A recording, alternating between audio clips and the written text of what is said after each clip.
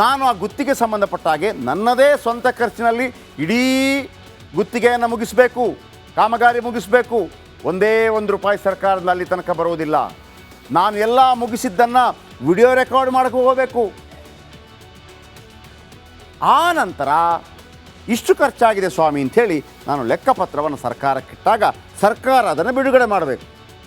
ಈಗ ಸರ್ಕಾರಕ್ಕೆ ಸಂಬಂಧಪಟ್ಟ ಕೆಲವರು, ಅದು ಅಧಿಕಾರಿಗಳಿರ್ಬೋದು, ರಾಜಕಾರಣಿಗಳಿರ್ಬೋದು, ಮಂತ್ರಿಗಳಿರ್ಬೋದು, MLA ಇರ್ಬೋದು, MP ಇರ್ಬೋದು, ಇಲ್ಲದೇನೂ ಇರ್ಬೋದು, ಇಲ್ಲಿ ಕಮಿಷನ್ ಕೇಳೋಕ್ಕೆ ಶುರು ಮಾಡ್ತಾರೆ. ಗುತ್ತಿಗೆದಾರರು ಹೈರಾಣಾಗಿ ಹೋಗೋದು ಯಾವಾಗ ಗೊತ್ತಾ ವೀಕ್ಷಕರೇ? ನಾನು ಒಬ್ಬ ಗುತ್ತಿಗೆದಾರನ ಹತ್ರ ಕೇಳಿದ್ದೆ, ಸರ್ ಈಗ ನಿಮಗೆ ಮಿನಿಮಮ್ ಹೇಳ್ತೀನಿ ಕೇಳಿ, 100 ಕೋಟಿಯ ಗುತ್ತಿಗೆ ನಿಮಗೆ ಸಿಕ್ಕಿದರೆ ನಿಮಗೆ ಎಷ್ಟು ಉಳಿಯುತ್ತೆ ಸರ್ ಅಂತ ಕೇಳಿದ್ದೆ. ಅದಕ್ಕೆ ಅವರಂದರು, ನೋಡಿ ಶೆಟ್ರೆ, ಅತ್ಯದ್ಭುತವಾದಂತಹ ಕಾಮಗಾರಿಯನ್ನು ನಾವು ಮಾಡಿದರೆ, ನನಗೊಂದು 100 ಕೋಟಿಯ ಕಾಮಗಾರಿ ಸಿಕ್ತು ಅಂತ ಇಟ್ಕೊಳ್ಳಿ. ನಾನು ಅತ್ಯದ್ಭುತವಾಗಿ ಅದನ್ನು ಮಾಡಿಕೊಂಡ್ರೆ, ಅಂದರೆ ಯಾವುದೇ ರೀತಿಯಲ್ಲೂ ಕೂಡ ಕಳಪೆ ಕಾಮಗಾರಿ ಮಾಡದೆ ದ ಬೆಸ್ಟ್ ಮಾಡಿದರೆ ನನಗೆ ಅದು 75 ಕೋಟಿಯಲ್ಲಿ ಮುಗ್ದೋಗುತ್ತೆ, 25 ಕೋಟಿ ನನಗೆ ಉಳಿಯುತ್ತೆ. Then what?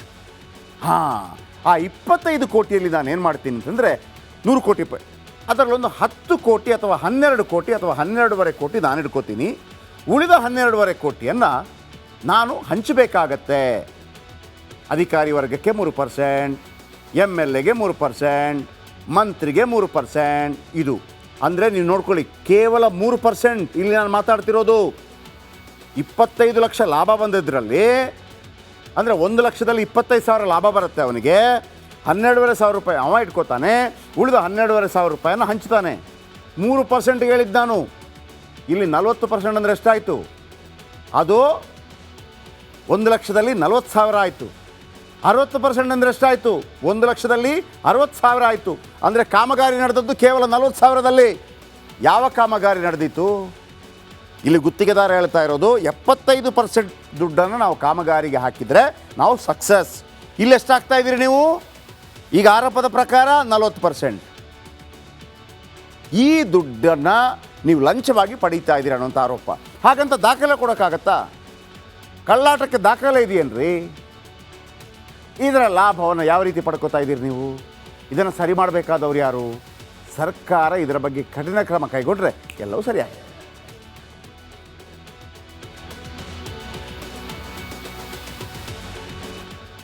ಇನ್ನು JDSನ 18 MLAಗಳು ರಾಜ್ಯದಲ್ಲಿದ್ದಾರೆ.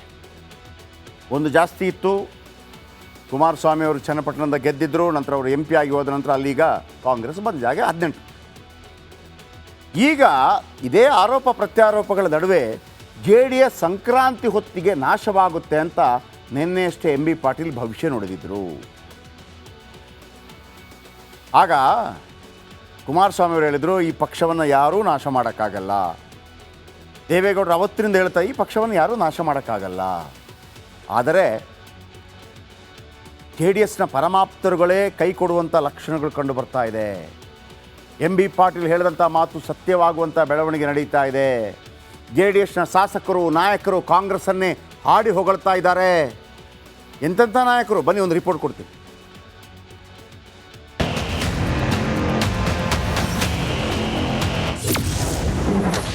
ಕೋತ ಕುದಿಯುತ್ತಿದೆ ಜನತಾದಳ. ಬೆಳವಣಿಗೆ ಆಗ್ತವೆ, ರಾಜಕೀಯ ಬೆಳವಣಿಗೆ. ಸಂಕ್ರಾಂತಿ ನಂತರ ಅವ್ರ ಪಕ್ಷದಲ್ಲಿ 1 ವರ್ಷ ಶಾಸಕರು ಉಳಿಯಂಗಿಲ್ಲ ಯಾರು. ಗೊತ್ತಿದೆ ನಿಮಗೆ. ಹಿಂಗಾಗಿ ಹತಾಶರಾಗಿದ್ದಾರೆ. ಹತಾಶರಾಗಿ ಮಾತನಾಡ್ತಾ ಇದ್ದಾರೆ ಅಷ್ಟೇ. ಕೈ ಪಡೆಯನ್ನು ಬೆಂಬಲಿಸುತ್ತಿದ್ದಾರ ಶಾಸಕರು. ಉತ್ತರ ಕರ್ನಾಟಕದವರು ಬಹಳ ದಿನ ಆಗಿತ್ತು, ಮುಖ್ಯಮಂತ್ರಿಗಳಾಗಿಲ್ಲ. ಸತೀಶ್ ಅಣ್ಣವ್ರು ಮುಖ್ಯಮಂತ್ರಿ ಆದರೆ ಅದ್ರಾಗ ವೈಯಕ್ತಿಕವಾಗಿ ನಾನು ಸ್ವಾಗತ ಮಾಡ್ತೀನಿ. ಅದೇನಿಲ್ಲ, ವೈಯಕ್ತಿಕವಾಗಿ ಸರ್ ನೀವೇನಾದ್ರೂ ಆಗ್ಬೇಕಾಗಿತ್ತಂದ್ರೆ 28-29 ಒಳಗೆ ಆಗಿಬಿಡ್ಬೇಕು ದಯಮಾಡಿ. ದೆಹಲಿಯಲ್ಲಿ ಡಿಕೆಶಿ ದಳ ಶಾಸಕರ ಭೇಟಿ. JDS ಅಕ್ಷರಶಃ ಕುದಿಯುತ್ತಿದೆ. ಇರೋ ಬೆರಳೆಣಿಕೆಯಷ್ಟು ಶಾಸಕರಿಗೆ ಕಾಂಗ್ರೆಸ್ ಮೇಲೆ ಮನಸ್ಸಾಗಿದೆ. ಕೆಲವರಂತೂ ಬಹಿರಂಗವಾಗಿಯೇ ಕೈ ನಾಯಕರನ್ನ ಹೊಗಳುತ್ತಿದ್ದಾರೆ. ಶಿಡ್ಲಘಟ್ಟದ ರವಿಕುಮಾರ್ ಸಿದ್ದುಗೆ ಬಹುಪರಾಕ್ ಹಾಕ್ತಿದ್ರೆ, ಸತೀಶ್ ಜಾರಕಿಹೊಳಿಗೆ ಶರಣಗೌಡ ಕಂದಕೂರು ಜೈ ಅಂದ್ರು. ಇದೀಗ ಹಿರಿಯ ನಾಯಕರಾದ ಬಂಡೆಪ್ಪ ಕಾಶಪ್ಪನವರ್ ಹಾಗೂ ಸಾರಾ ಮಹೇಶ್ ದೆಹಲಿಯಲ್ಲಿ DK ಶಿವಕುಮಾರ್ರನ್ನ ಭೇಟಿ ಮಾಡಿದ್ದಾರೆ. ನಿಖಿಲ್ಗೆ ಒಲಿಯಲ್ವಾ JDS ರಾಜ್ಯಾಧ್ಯಕ್ಷ ಪಟ್ಟ? ನನ್ನನ್ನ ಜೆಡಿಎಸ್ ರಾಜ್ಯಾಧ್ಯಕ್ಷ ಮಾಡೋ ಸುದ್ದಿ ನನಗೆ ಗೊತ್ತಿಲ್ಲ. ಪಕ್ಷದ ಚೌಕಟ್ಟಿನಲ್ಲಿ ಯಾವುದೇ ಚರ್ಚೆ ಆಗಿಲ್ಲ. ಜನವರಿ 12ರಂದು ಸಭೆ ಕರೆಯಲಾಗಿದೆ. ಶಾಸಕರು, ಮಾಜಿ ಶಾಸಕರು ಅಂತಿಮ ತೀರ್ಮಾನ ತೆಗೆದುಕೊಳ್ತಾರೆ ಅಂತ ನಿಖಿಲ್ ಕುಮಾರಸ್ವಾಮಿ ಹೇಳಿದ್ರು. ಕಾಂಗ್ರೆಸ್ ಸರ್ಕಾರದ ವಿರುದ್ಧ ಜೆಡಿಎಸ್ ಶಾಸಕರು, ನಾಯಕರು ಹೋರಾಡಬೇಕಿತ್ತು. ಬದಲಿಗೆ ಅವರೇ ಕಾಂಗ್ರೆಸ್ ಅನ್ನ ಹೊಗಳುತ್ತಿರೋದು ವಿಪರ್ಯಾಸ. Bureau report, republic Kannada. ನಾನು ಆ ಗುತ್ತಿಗೆ ಸಂಬಂಧಪಟ್ಟ ಹಾಗೆ ನನ್ನದೇ ಸ್ವಂತ ಖರ್ಚಿನಲ್ಲಿ ಇಡೀ ಗುತ್ತಿಗೆಯನ್ನು ಮುಗಿಸಬೇಕು, ಕಾಮಗಾರಿ ಮುಗಿಸಬೇಕು. ಒಂದೇ ₹1 ಸರ್ಕಾರದಿಂದ ಅಲ್ಲಿ ತನಕ ಬರುವುದಿಲ್ಲ. ನಾನು ಎಲ್ಲ ಮುಗಿಸಿದ್ದನ್ನು ವಿಡಿಯೋ ರೆಕಾರ್ಡ್ ಮಾಡಕ್ಕೆ ಹೋಗಬೇಕು. ಆ ನಂತರ ಇಷ್ಟು ಖರ್ಚಾಗಿದೆ ಸ್ವಾಮಿ ಅಂಥೇಳಿ ನಾನು ಲೆಕ್ಕಪತ್ರವನ್ನು ಸರ್ಕಾರಕ್ಕಿಟ್ಟಾಗ ಸರ್ಕಾರ ಅದನ್ನು ಬಿಡುಗಡೆ ಮಾಡಬೇಕು. ಈಗ ಸರ್ಕಾರಕ್ಕೆ ಸಂಬಂಧಪಟ್ಟ ಕೆಲವರು, ಅದು ಅಧಿಕಾರಿಗಳಿರ್ಬೋದು, ರಾಜಕಾರಣಿಗಳಿರ್ಬೋದು, ಮಂತ್ರಿಗಳಿರ್ಬೋದು, MLA ಇರ್ಬೋದು, MP ಇರ್ಬೋದು, ಇಲ್ಲದೇನೂ ಇರ್ಬೋದು, ಇಲ್ಲಿ ಕಮಿಷನ್ ಕೇಳೋಕ್ಕೆ ಶುರು ಮಾಡ್ತಾರೆ. ಗುತ್ತಿಗೆದಾರರು ಹೈರಾಣಾಗಿ ಹೋಗೋದು ಯಾವಾಗ ಗೊತ್ತಾ ವೀಕ್ಷಕರೇ? ನಾನು ಒಬ್ಬ ಗುತ್ತಿಗೆದಾರನ ಹತ್ರ ಕೇಳಿದ್ದೆ, ಸರ್ ಈಗ ನಿಮಗೆ ಮಿನಿಮಮ್ ಹೇಳ್ತೀನಿ ಕೇಳಿ, 100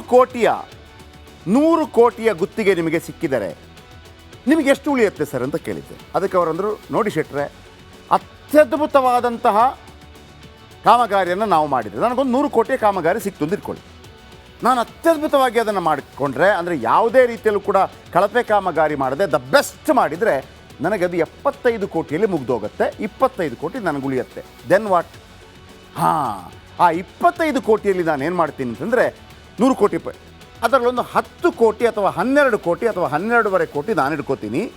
ಉಳಿದ 12.5 ಕೋಟಿಯನ್ನು ನಾನು ಹಂಚಬೇಕಾಗತ್ತೆ. ಅಧಿಕಾರಿ ವರ್ಗಕ್ಕೆ 3%, MLAಗೆ 3%, ಮಂತ್ರಿಗೆ 3%. ಇದು ಅಂದರೆ ನೀವು ನೋಡ್ಕೊಳ್ಳಿ, ಕೇವಲ 3% ಇಲ್ಲಿ ನಾನು ಮಾತಾಡ್ತಿರೋದು. 25 ಲಕ್ಷ ಲಾಭ ಬಂದಿದ್ದರಲ್ಲಿ, ಅಂದರೆ 1 ಲಕ್ಷದಲ್ಲಿ 25,000 ಲಾಭ ಬರುತ್ತೆ ಅವನಿಗೆ. 12,500 ರೂಪಾಯಿ ಅವ ಇಟ್ಕೋತಾನೆ, ಉಳಿದ 12,500 ರೂಪಾಯಿನ ಹಂಚ್ತಾನೆ. 3% ಹೇಳಿದ್ದು ನಾನು. ಇಲ್ಲಿ 40% ಅಂದರೆ ಎಷ್ಟಾಯಿತು? ಅದು 1 ಲಕ್ಷದಲ್ಲಿ 40,000 ಆಯಿತು. 60% ಅಂದರೆ ಎಷ್ಟಾಯಿತು? 1 ಲಕ್ಷದಲ್ಲಿ 60,000 ಆಯಿತು. ಅಂದರೆ ಕಾಮಗಾರಿ ನಡೆದದ್ದು ಕೇವಲ 40,000ದಲ್ಲಿ. ಯಾವ ಕಾಮಗಾರಿ ನಡೆದಿತ್ತು? ಇಲ್ಲಿ ಗುತ್ತಿಗೆದಾರ ಹೇಳ್ತಾ ಇರೋದು 75% ದುಡ್ಡನ್ನು ನಾವು ಕಾಮಗಾರಿಗೆ ಹಾಕಿದರೆ ನಾವು ಸಕ್ಸಸ್. ಇಲ್ಲಿ ಎಷ್ಟಾಗ್ತಾ ಇದ್ದೀರಿ ನೀವು? ಈಗ ಆರೋಪದ ಪ್ರಕಾರ 40%. ಈ ದುಡ್ಡನ್ನು ನೀವು ಲಂಚವಾಗಿ ಪಡೀತಾ ಇದ್ದೀರಿ ಅನ್ನೋಂಥ ಆರೋಪ. ಹಾಗಂತ ದಾಖಲೆ ಕೊಡೋಕ್ಕಾಗತ್ತಾ? ಕಳ್ಳಾಟಕ್ಕೆ ದಾಖಲೆ ಇದೆಯೇನ್ರಿ? ಇದರ ಲಾಭವನ್ನು ಯಾವ ರೀತಿ ಪಡ್ಕೋತಾ ಇದ್ದೀರಿ ನೀವು? ಇದನ್ನು ಸರಿ ಮಾಡಬೇಕಾದವ್ರು ಯಾರು? ಸರ್ಕಾರ ಇದರ ಬಗ್ಗೆ ಕಠಿಣ ಕ್ರಮ ಕೈಗೊಂಡ್ರೆ ಎಲ್ಲವೂ ಸರಿಯಾಗಿದೆ.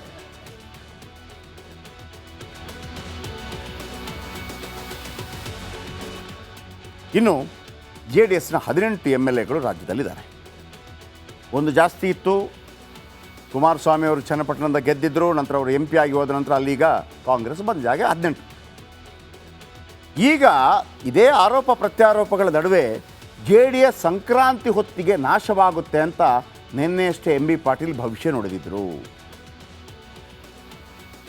ಆಗ ಕುಮಾರಸ್ವಾಮಿ ಅವರು ಹೇಳಿದರು, ಈ ಪಕ್ಷವನ್ನು ಯಾರೂ ನಾಶ ಮಾಡೋಕ್ಕಾಗಲ್ಲ. ದೇವೇಗೌಡರು ಅವತ್ತಿನಿಂದ ಹೇಳ್ತಾ, ಈ ಪಕ್ಷವನ್ನು ಯಾರೂ ನಾಶ ಮಾಡೋಕ್ಕಾಗಲ್ಲ. ಆದರೆ